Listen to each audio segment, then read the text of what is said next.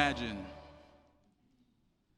Imagine what's possible when an educator rallies behind a student with unwavering support and unconditional love. I believe we not just see barriers broken, but generational curses ended. I stand before you with the bold truth and conviction that the greatest duo of all time isn't Brady to Gronk. Heck, it isn't Jordan and Pippen, nor is it LeBron and whoever. Oh, Dallas fans, don't think you're off the hook, because it ain't Romo and Dez, and nor is it Aikman and Irvin. Oh, and let's not forget Dirk Nowitzki and those famously foiled wrap to-go plates. The greatest duo in the game of life is the educator and student. And you know what? What that means for you, educator? You're not just on the team, you're starting. Surprisingly, Season 7 has begun for me, and I find myself venturing back toward my alma mater where it all started. But before I ink another 187-day contract and hang my jersey in the rafters, I want to share the secret sauce with you. So, get those binders out, and I'll be checking both Focused and Cornell notes as your exit ticket on the way out of here. First things first, AVID works, but only if you do. AVID is let's say that again. First things first, AVID works, but only if you do.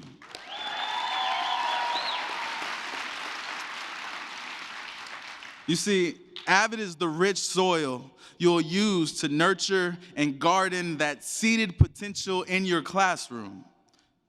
You, my dear teacher, are the gardener. Yes, I know it's hot. We live in Texas. And this is both hard and thankless work. Your purpose is to serve seeds and help them grow by whatever means necessary. Stay late, come early, and let them crowd your desk and ask all those questions. Believe it or not, your room is actually the unofficial classroom cafe. Secondly, become a culture creator by building an AVID advocate team, both local and schoolwide. Continue to fight for those tutors, and please keep them happy. Thirdly, please give these seeds a safe place to both fail and succeed, all the while holding them accountable.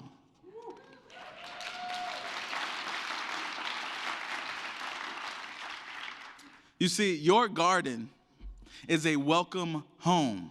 It's a refuge.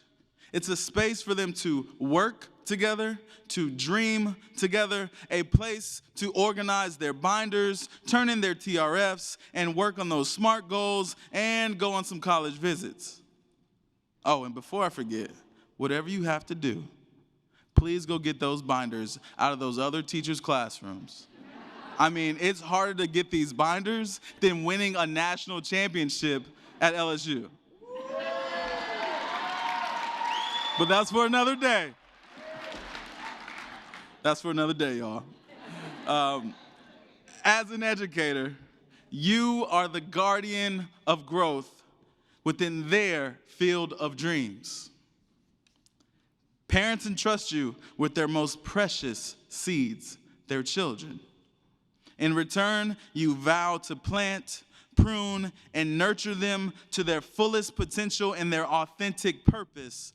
So when potential, a student, aligns their hard work and dedication with the vision of college, coupled with a passion for learning and a positive relationship with failure, the preparation for both leadership and career readiness becomes certain. But how do I know? Well, 23 years ago, exactly, I was a chubby little seed, laying on barren soil with no caretaker and going nowhere fast. It was Y2K, the end of the world. Y'all remember? But for me, my little world did come to an end. You see, Dad had received orders for us to move from Florida to Germany, which meant no more friends, no more girlfriend, and to make matters worse, I'd be the new kid again. An all too familiar nightmare as my dad served 24 years in the Army.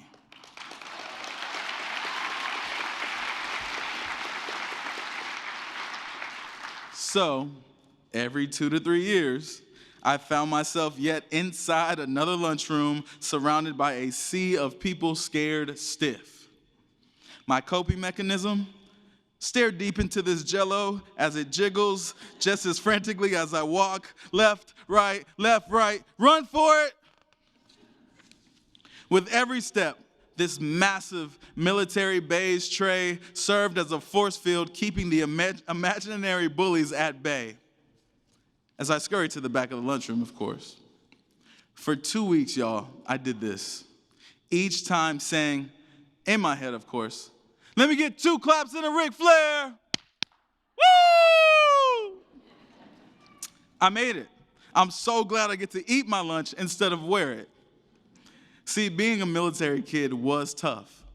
My life was in constant uncertainty, moving to foreign lands, new schools with new social rules, starting and stopping friendships prematurely. So yeah, not only was this food tray my force field, but outside of Mom, it was my only sense of consistency, some normalcy even. It even was familiar, like home in some weird way. But just when I was growing content with my dysfunction, my dear teacher, you showed up.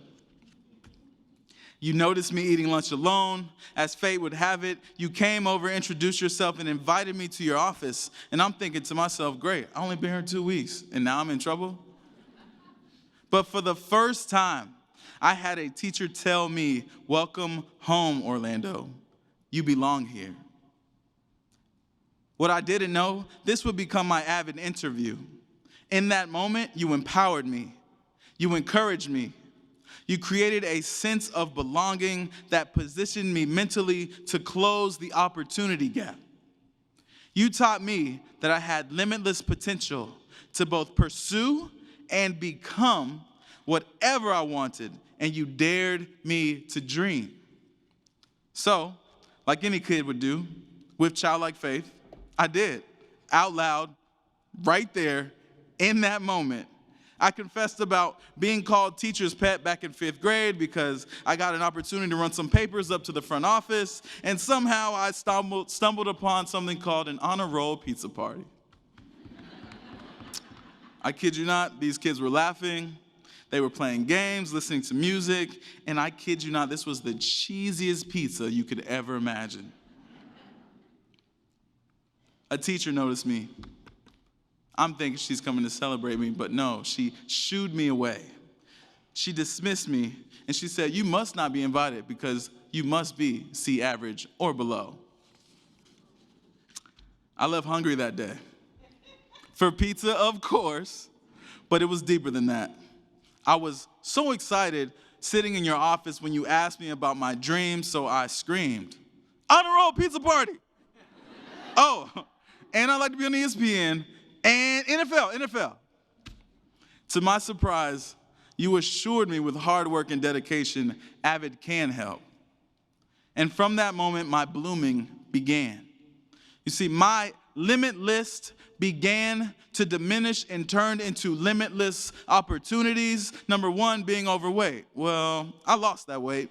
And I pursued a career in football for the next decade, helping the LSU Tigers to win a national championship.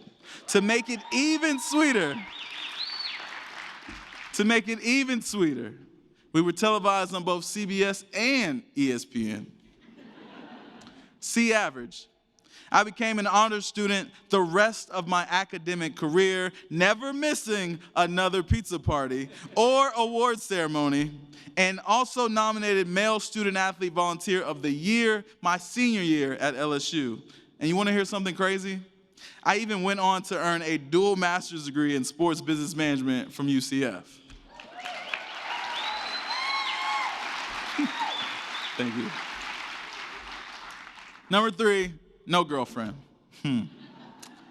Since becoming an educator, I met the woman of my dreams, y'all, in my hometown.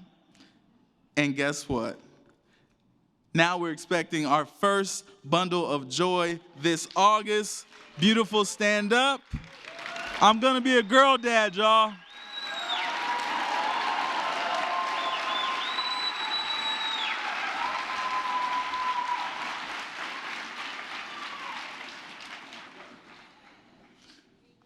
Number 4, NFL dream. I did land that dream job with the NFL's Miami Dolphins. And I used it to pay it forward to AVID, the club that gave me so much, that paid it forward to me by creating the first NFL AVID Career Day, where nearly 1,000 AVID students came to a game and experienced a moment they'll never forget. That day served as their welcome home. Dear teacher, you changed the trajectory of my life forever, and for that I am forever grateful. I bloomed since being that chubby little seed. I am now a farmer planting seeds of hope. I am now a salesman encouraging youth to buy into the ideas of self-worth, self-love, and self-actualization. I am now a coach coaching others to position themselves in the game of life. I am now an educator from the worlds of success coaching, PE, credit recovery, early college, high school, and my favorite, AVID.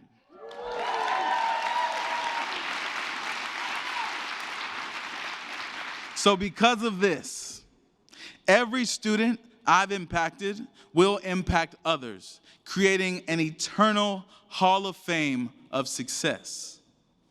In closing, dear teacher, you do, in fact, do life-saving work. And I want you to know that students look at you like a parent too, because oftentimes you see them more than their parents do. I am standing here as living proof of what an amazing duo can do. I am standing here to say loud and proud, I don't know where I'd be if AVID didn't have you. And if you didn't know who I meant when I said, dear teacher, that amazing, selfless, unconditional, loving, and kind-hearted teacher, it's you. And all the way from Hawaii, my high school AVID teacher, Ms. Childs, is here. Stand up.